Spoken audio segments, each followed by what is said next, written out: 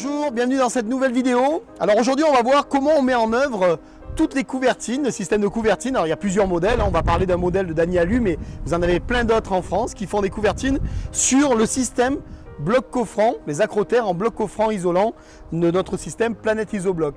Alors on va s'approcher un petit peu. Déjà sur le système, on vous fournit sur vos accrotaires une plaque isolante. Lorsqu'on aura coulé la rase, on va pouvoir mettre la plaque isolante pour ne pas avoir de pont thermique par le haut de l'accrotaire. Voilà, beaucoup veulent qu'on isole. On a le système pour le faire, c'est pas un souci. Et maintenant, on va s'approcher un petit peu encore. On va voir qu'on a un système. Alors, Dany Alu ou d'autres peuvent fournir des coupoles. Il y a plein de modèles. Ce système de coupole, ici, il a un côté plus haut que l'intérieur. Et le but, c'est que quand on aura coulé, mis la plaque, on va pouvoir mettre cette patine et venir splitter au milieu. On verra tout à l'heure en image dans la vidéo qui va suivre. Splitter pour aller chercher à travers cet isolant le béton. Et on pourra mettre également cette pièce là qui va se régler grâce à ces houblons. Voilà, il y a un petit réglage qui est mis. Et finalement, quand tout est mis en place, on pourra venir, comme on le verra tout à l'heure en image, clipper notre couvertine. Alors ce qui est important par rapport à la patine et à la pièce qui vont s'adapter sur le bloc de l'accrotaire, c'est la patine va se trouver ici, au niveau du voile béton. Et comme on a cette pièce à mettre, il faut bien avertir votre fabricant en fonction de l'épaisseur de l'isolant intérieur, 6,4, et en fonction de l'épaisseur de l'isolant extérieur, de bien se trouver au niveau des trous, du percement des trous houblons, dans l'axe de la patine et dans l'axe du voile béton. Si, imaginons, on ne donne pas cette cote-là, eh bien on risque d'avoir un problème, peut-être que notre percement va se trouver dans le polystyrène. Donc voilà, on donne bien la cote des blocs à notre fabricant pour avoir les bonnes patines correspondantes. Alors maintenant qu'on a vu les pièces qu'il fallait pour la fixation des couvertines, on va aller sur un chantier et on va voir concrètement comment réaliser des couvertines sur des murs accrotaires en bloc coffrant Planète Isobloc. Alors on va commencer la mise en place des couvertines. Dans chaque fois qu'il y a une livraison, dans la livraison, il y a également un plan. Je vous le montrerai en détail. Un plan où chaque partie de la maison, s'il y a des dimensions différentes, va être indiquée avec des petits astérix et puis également des cotes qui sont données, les angles qui sont déjà préfabriqués. Voilà, donc on va le voir en détail. Alors, positionnement avant le perçage. On va présenter la console ici avec son support. On a mis ici une ficelle intérieure et une ficelle extérieure, parce qu'il faut que je puisse régler des deux côtés, voire peut-être mettre une rondelle plus tard pour pouvoir lever légèrement si jamais le mur a un léger défaut. Une fois que j'ai réglé dans le houblon, voilà, je suis aligné ici et là, j'enlève, je marque, je fais ma croix et je sais exactement où percer, ce qu'on va voir maintenant.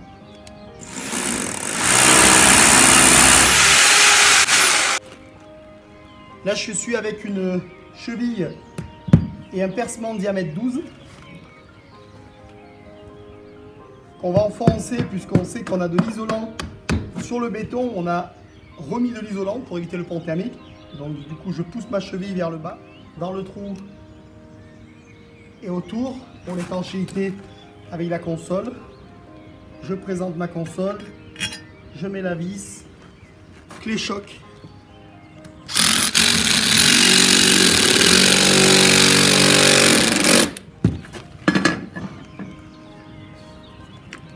Voilà, je mets le support de la couvertine. Donc là on voit, je vais mettre une rondelle pour relever légèrement, pour être vraiment sur la ficelle, parfaitement aligné.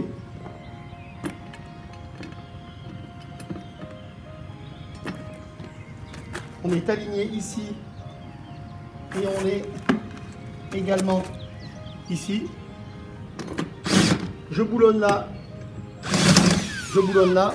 Voilà, le support est fait. Voilà, tous les supports console ont été mis, réglés au cordeau dedans, dehors.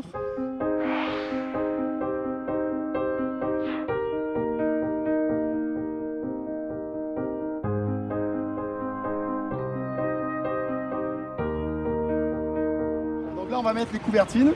On part sur l'extérieur, on fait attention bien sûr parce qu'on est dans le vide. On vient s'ancrer sur les pièces extérieures On s'emboîte. Voilà. On écarte l'isolant pour la dilatation entre les deux panneaux d'environ 5 mm. Maintenant, cordon de silicone. Et cette pièce qui vient au-dessus, en ancrage à l'extérieur, à l'axe, s'emboîter. Voilà, finition impeccable. Alors ça, c'est la pièce en aluminium qui va nous permettre de faire la jonction entre les deux couvertines. Alors une fois que les pièces d'angle étaient mises, on a dit on mettait toutes les pièces entières qui sont marquées sur le plan. Et lorsqu'on a mis toutes les pièces entières, après il faut mettre les pièces qui doivent être à couper. Elles sont repérées par une petite étoile sur le plan. Dans la couvertine, il y a une petite étoile, ça montre qu'on doit la couper. On vient prendre la cote intérieure de couvertine à couvertine. Là par exemple, j'ai 101. Je vais prendre, alors on prend les deux cotes, hein, en haut et en bas, on peut avoir un petit écart. Et 101, je vais enlever 1 cm sur ma coupe pour laisser le jeu de 5 mm de chaque côté.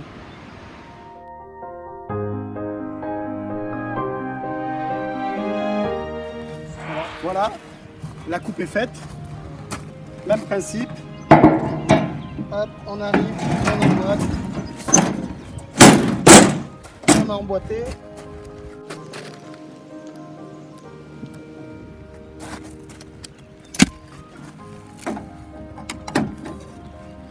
Le petit capotage qui fait la jonction des deux couvertines.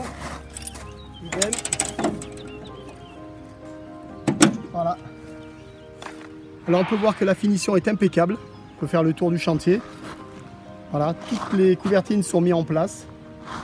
Il a fallu 4 jours à une personne. Donc à deux, il faut environ 2 jours pour un peu plus de 100 mètres de couvertine. Mais on voit l'épaisseur des murs et la bonne adaptation de Dany Alu. Eh bien, il y a toutes les solutions comme on vient de le voir dans ce film. Voilà, je vous remercie pour votre écoute.